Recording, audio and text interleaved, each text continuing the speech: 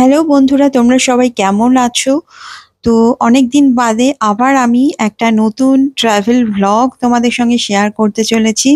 আর এই যে এখানে একটা ভিক্টরি যে দিল সে আমার ছেলে, আর সে আমাকে ছাড়তে যাচ্ছে এয়ারপোর্টে। যদিও এই ট্রাভেলটা আমি কাশ্মীর থেকে আসার 1 মাস বাদেই আবার করলাম, 15 দিনের জন্য। তো যাচ্ছি আমি কিন্নর কৈলাস ভ্রমণে। তো যেহেতু আমি ট্রাভেল এজেন্সিকে লাস্ট মোমেন্টে বলেছিলাম, তো ওরা আমার ট্রেনের টিকিট অ্যারেঞ্জ করতে পারেনি, তার জন্য আমাকে ফ্লাইটে যেতে হবে। আহ, আমি এখন দমদম বিমানবন্দরে চলে এসেছি, আর আমি এই ট্যুরটা পুরো একাই করছি। আর আমার ছেলে মালপত্র দিয়ে আমাকে তুলতে এসছে, মানে ছাড়তে এসছে, সরি ট্রেনে হলে তুলতে হতো, এই এয়ারপোর্টে ছাড়তে এসছে। তো এই জীবনে আহ, প্রথম নয়, আমি এর আগেও রায়পুরে অনেকবার একা গেছি। সেটা বড় কথা নয়। চণ্ডীগড়ে একা যাচ্ছি। তো ফ্লাইটে আমি একাই যাচ্ছি। আমার গ্রুপের আর কি ট্রাভেল এজেন্সির লোকেরা অলরেডি রওনা দিয়ে দিয়েছে ট্রেনে। তো লাস্ট মোমেন্টে বলার জন্য এই ব্যবস্থা আমার জন্য। যাই হোক, আমি টিকিট ফিকিট চেক ইন করে আমি ওপরে এলাম। ওপরে বলতে যেখানে ভিআইপি লাউঞ্জ আছে, এই ভিআইপি লাউঞ্জে দেখি বসার আর খাওয়া দাওয়ার কোনো ব্যবস্থা আছে কিনা। তো এখানেও প্রচুর লাইন ছিল। তো যাই হোক, আমি আস্তে আস্তে ঢুকছি আমার হ্যান্ডব্যাগটা নিয়ে। তো ঢুকে দেখছি যে কোথায় কি বসার জায়গা আছে।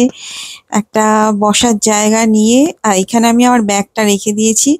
তো এখানে একটু বসে নিলাম, কারণ চেক ইন করতে অনেক সময় সাপেক্ষ, মানে সময় লেগেছে, প্লাস ওরা অনেক রকম মাল নিয়ে ঝামেলা করে আর কি। তো যাই হোক, এখানে বুফেট যে ব্রেকফাস্ট ছিল, এটা আমার সকালবেলা 9:45-এর ফ্লাইট ছিল। তো আমি এই বুফেট থেকে এই খাবারগুলো নিয়ে নিয়েছি। তো আরো অনেক খাবার রয়েছে, কিন্তু এটা আমি এক প্রস্ত নিলাম। আর সামনেই একটা টেবিলে বসেছি, যাতে টেবিলটা আমার সামনে থাকে আর আমি সেখান থেকে খাবারটা নিয়ে আসতে পারি সামনে, আর ব্যাগটাও সামনে থাকে। কারণ ব্যাগটা পাহারা দেবার কেউ নেই, আমি একাই যেহেতু ট্রাভেল করছি। তো এটা হচ্ছে সেকেন্ড টাইম খাবার নিয়ে এসেছি, খেতে পারি না পারি প্লেটে সব নিয়ে নিয়েছি। আর এইগুলো হচ্ছে ওই এয়ারপোর্টের ভিআইপি লাউঞ্জের খাবার। তো যাই হোক, খাওয়া দাওয়া কমপ্লিট হয়ে যাওয়ার পর আবার আমি নিচে নেমে এলাম। নিচে নেমে এসে আমার টিকিটের সঙ্গে যে গেট নাম্বার দেওয়া ছিল সেই গেট নাম্বারের কাছে গিয়ে বসবো। কারণ বাই চান্স যদি আমি অ্যানাউন্স না শুনতে পাই, তো অ্যানাউন্স না শোনার জন্য আমার ফ্লাইট মিস হয়ে যাবে, কারণ আমার সাথে কেউ নেই। আমাকে আমার মানে নিজেকে নিজেই দেখতে হবে। তো দ্যাটস ওয়াই আমি আমার টিকিটের সঙ্গে গেট নাম্বার যেটা দেওয়া রয়েছে সেইখানটা আস্তে আস্তে যাচ্ছি, সেই সামনেটায় যে চেয়ারগুলো রাখা থাকে সেইখানে বসবো। আর ফ্লাইটেরও বেশি দেরি নেই। তো যাই হোক, আস্তে আস্তে সেদিকে চলে যাচ্ছি। আর একটু মনে হলো যে ওয়াশরুমও যাই, কারণ আমার ফ্লাইটটা অনেকটাই টাইমের, প্রায় 6 ঘন্টার। কারণ মধ্যিখানে 1 ঘন্টা দিল্লিতে এটা লে ওভার আছে। তো ওই দিল্লি থেকে আবার লোক তুলে ফ্লাইটে আবার চণ্ডীগড় যাবে। আমি তো চণ্ডীগড় যাচ্ছি, চণ্ডীগড় থেকে আমার আসল গন্তব্য শুরু হবে। তো এই আমি ফ্লাইটে উঠতে যাচ্ছি। তো ফ্লাইটে উঠে সব থেকে আশ্চর্যের ব্যাপার হচ্ছে, এই ফ্লাইটটা হচ্ছে ভিস্তারার। আমি ভিস্তারা আগে কখনো উঠিনি। আগে যতবার উঠেছি ইন্ডিগোতে বা স্পাইস জেটে। স্পাইস জেটটাকে তো লেট জেট বললে ভালো হয়, সবসময় সে লেট করে। কিন্তু ভিস্তারার এই গল্পটা, ফ্লাইটের প্রচণ্ড গরম লাগছিল, তারা এসি চালায়নি, তারপরে এই কি জিনিস একটা চালালো হাওয়ার মতন, কুলার নাকি কি, একটা প্রথমে গোলাপি গোলাপি আভা হলো, তারপরে পুরো ফ্লাইটটা এরকম ধোঁয়া ধোঁয়া হয়ে গেল। যাই হোক, তো মানে এই উপায়ে এরা ঠান্ডা করছে, আমি জানি না এই উপায়টা কি, কিন্তু এটা আগে থাকতে ঠান্ডা করা ছিল না। তো আমার এটা খুব মজা লাগলো এবং আমি এটা শুট করলাম, যে এই ধোঁয়া দিয়ে মানে কুল ঠান্ডা দিয়ে, মানে ঠান্ডা করা প্লেনটাকে। যাই হোক, তো এইবার দিল্লিতে এসে পড়েছি, দিল্লির প্যাসেঞ্জাররা নেমে পড়েছে। আমরা 2-4 জন মাত্র চণ্ডীগড়ের প্যাসেঞ্জার রয়েছি। তো এই যারা পরিষ্কার করার লোক তারা আমাদের ঘাড়ের ওপর দিয়ে প্রায় উঠে সমস্ত ভ্যাকুয়াম ক্লিনার এবং যে যা ফেলে গেছে দিল্লিতে নামবার আগে সে সমস্ত পরিষ্কার করছে।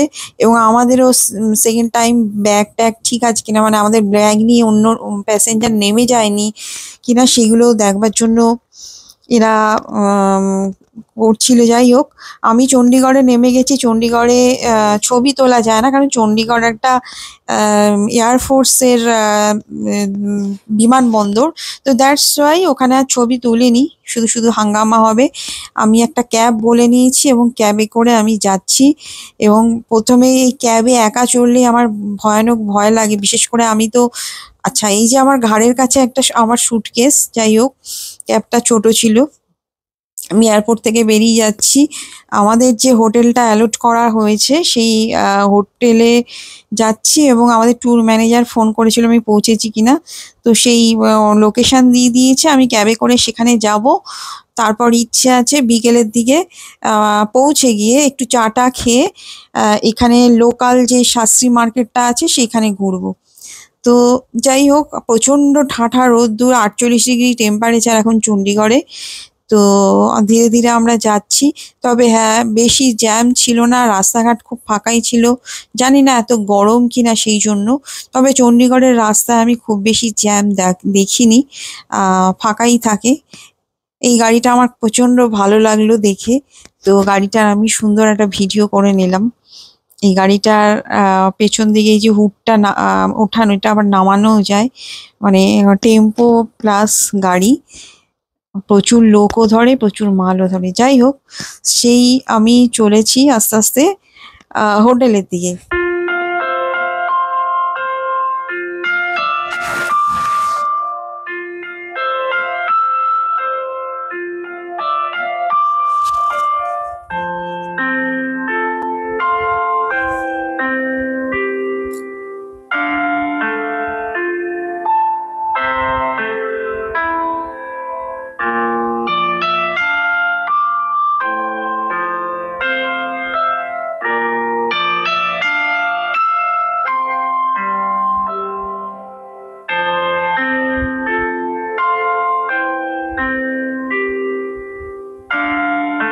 রাস্তাটা কত সুন্দর না, পরিষ্কার পরিচ্ছন্ন, ফুল গাছ লাগানো।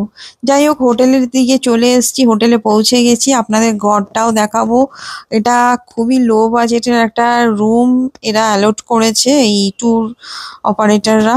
তো আমি একা মানুষ, একাই থাকবো। আর আমি যেহেতু, মানে আমি সিঙ্গেল অকুপেসিতে নিয়েছি, আমি কারোর সঙ্গে শেয়ার করবো না রুম। তো এসি দিয়ে প্রচন্ড একটা দুর্গন্ধ আসছে, টয়লেটটা মোটামুটি। আর বেডের চাদরটাও ভীষণ নোংরা টাইপের ছিল। লাল লাল বালিশ আমার একদম অপছন্দ, সাদা বালিশ সাদা চাদর হওয়া দরকার। টয়লেটটা মোটামুটি ঠিকঠাক ছিল। তো যাই হোক, ওয়ান নাইটের ব্যাপার। কালকে আমরা বাসে করে টেম্পো ট্রাভেলারে করে চলে যাব সিমলা। তো এই ওয়ার্ডরোব বলছি মোটামুটি একটা রুম দিয়েছে ওয়ান নাইটের জন্য। এখানে আমি বেরিয়ে পড়েছি হোটেল থেকে এক কাপ চা খেয়ে। একটা অটো নেব, ওই সামনেই অটোগুলো থাকে। এই অটো করে আমি চলে যাব শাস্ত্রী মার্কেট। শাস্ত্রী মার্কেটে আমি একটু শপিং করব। আমি আগে কখনো যাইনি চণ্ডীগড়ে। আমি পুরোটাই ইউটিউব দেখে, অনলাইনে দেখে, সার্চ করে দেখেছি যে শাস্ত্রী মার্কেটে দিল্লি সরোজিনী নগরের মার্কেটের মতন সস্তায় সব পাওয়া যায়। অটো ভাইকে বুঝিয়ে টুঝিয়ে দিয়েছি কোথায় যেতে হবে। শাস্ত্রী মার্কেট হচ্ছে সেক্টর, চণ্ডীগড়ের সেক্টর 22-তে। আপনারা যারা চণ্ডীগড় হয়ে ঘুরতে যাবেন অবশ্যই শাস্ত্রী মার্কেটটা ঘুরে দেখবেন। প্রচুর জিনিসপত্র, ব্যাগ, জামা কাপড় খুব সস্তায় পাওয়া যায়, দিল্লির মতন। আমার তো দিল্লির থেকেও ভালো লেগেছে। সব থেকে বড় কথা, এখানে ভিড় নেই। দিল্লির যে ধাক্কাধাক্কি ব্যাপারটা আছে সেইটা নেই। তার জন্য ভিড়টা এখানে সন্ধ্যেবেলার দিকে হয়, কারণ সবাই বোধহয় কাজে ব্যস্ত থাকে। দিল্লিতে যেমন দিনের বেলাও ধাক্কাধাক্কি হয়, রাতের বেলাও ধাক্কাধাক্কি হয়, এখানে কিন্তু 6টা 7টা অবধি সুন্দরভাবে শপিং করা যায়। ভিড়টা ওই 7টার পর থেকে শুরু হয়। আর এই যে রাস্তার ধারে কি সুন্দর সুন্দর সব ব্যাগ, এই যে জুতো, চটি, এগুলো খুবই কম দামের মধ্যে, মানে কম রেঞ্জের মধ্যে পাওয়া যাচ্ছিল। এখান থেকে আমি ব্যাগ কিনেছি এখান থেকে দুটো ব্যাগ কিনেছি।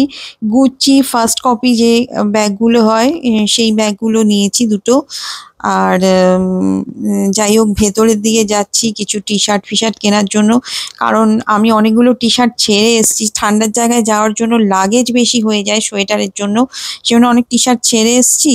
তো সেই জন্য এখানে থেকে কিছু টি শার্ট নেব, কারণ লাগেজ বেশি হয়ে যাওয়ায় ফ্লাইটে কিন্তু অনেক টাকা কম্পেনসেশন দিতে হয়। এই দেখুন এখানে কি রিংগুলো এত সুন্দর না, কি বলবো, আমার ভীষণ পছন্দ হয়েছিল। দু চারটে কি রিং নিয়ে নিয়েছিলাম। আর এইটা হচ্ছে ভেতরে, এখানে আমাদের অনেকটা হাতিবাগানের মতন, কিন্তু অত কনজেস্টেড নয়, বেশ আম, হাওয়া খেলে, জায়গাগুলো গরম নয়। এইখানে একটা মন্দির আছে শাস্ত্রী মার্কেটের মধ্যে। তো এই মন্দিরটায় সবসময় ভজন হয়। তো যাই হোক, এটা বোধহয় হনুমান মন্দির বা শেরাওয়ালি মাতা কি মন্দির ছিল। আর এই দেখুন কত জিনিসপত্র, এগুলো কিন্তু অনেক সস্তায় মানে বিক্রি হচ্ছিল। ইয়াররিং থেকে শুরু করে সমস্ত কিছু। আমি যেহেতু কতগুলো কুর্তি নিয়েছিলাম, তো আমি তাই সেই কুর্তিগুলোর রঙের সঙ্গে ম্যাচ করে 3টে ইয়াররিং কিনেছি।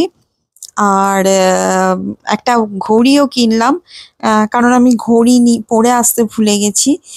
আর আর কি কিনেছি, যাই হোক। আর খাওয়া দাওয়া হয়নি, কারণ তাড়াহুড়োয় ছিলাম, পরের দিন সকালবেলা 8টায় আমাদের বেরোতে হবে। তো তার জন্য মানে মোটামুটি 9টা বাজে এখন, 9টার মধ্যে আমি হোটেলে ঢুকে যাচ্ছি। দেখা হচ্ছে আপনাদের সঙ্গে পরবর্তী ভিডিওতে। আজকের জন্য টাটা, বাই।